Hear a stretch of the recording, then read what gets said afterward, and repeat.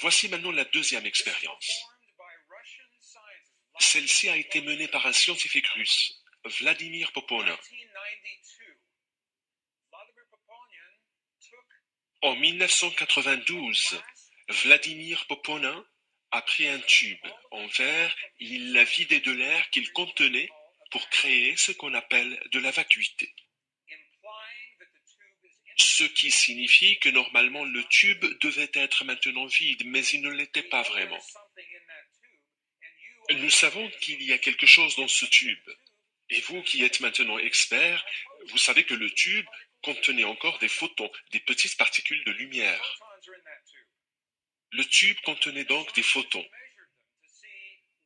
Et les scientifiques ont pris des mesures pour voir où étaient ces photons. Étaient-ils collés à la paroi du tube ou étaient-ils entassés au fond? Où étaient ces photons? Et voici ce qu'ils ont découvert dans la première partie de cette expérience. Ils ont découvert que lorsqu'ils les avaient mesurés, les photons avaient une configuration complètement aléatoire. Ils étaient partout. Aucune surprise donc, tout allait pour le mieux.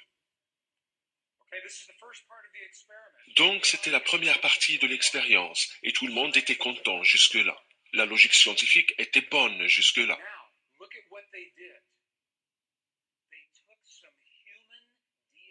Maintenant, regardez ce que les scientifiques ont fait.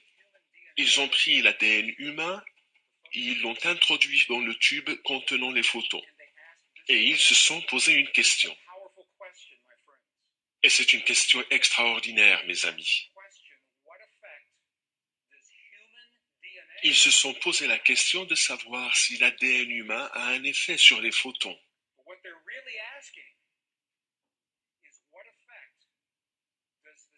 La question qu'ils se posaient en réalité était de savoir si la matière qui compose notre corps a un effet sur la matière qui compose notre monde. C'est une question fabuleuse. Est-ce clair?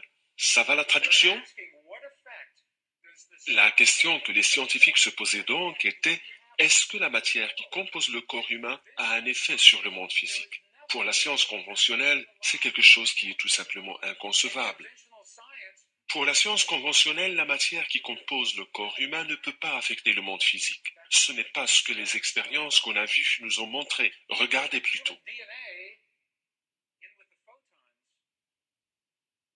Les scientifiques ont introduit l'ADN humain dans un tube contenant des photons. Et les photons se sont alignés sur l'ADN. Ils ont subi un changement physique dans leur agencement. Les photons ont donc bougé en présence de l'ADN. La matière qui compose notre monde a changé en présence de la matière qui compose notre corps.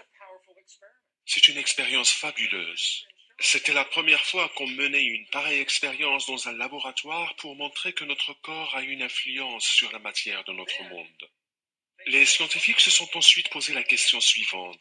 Que se passerait-il si l'on ôtait l'ADN du tube? Que deviendraient les photons? Les résultats de ces recherches furent une surprise pour les scientifiques, car après avoir ôté l'ADN du tube, les photons ont continué à réagir comme si l'ADN était toujours présent.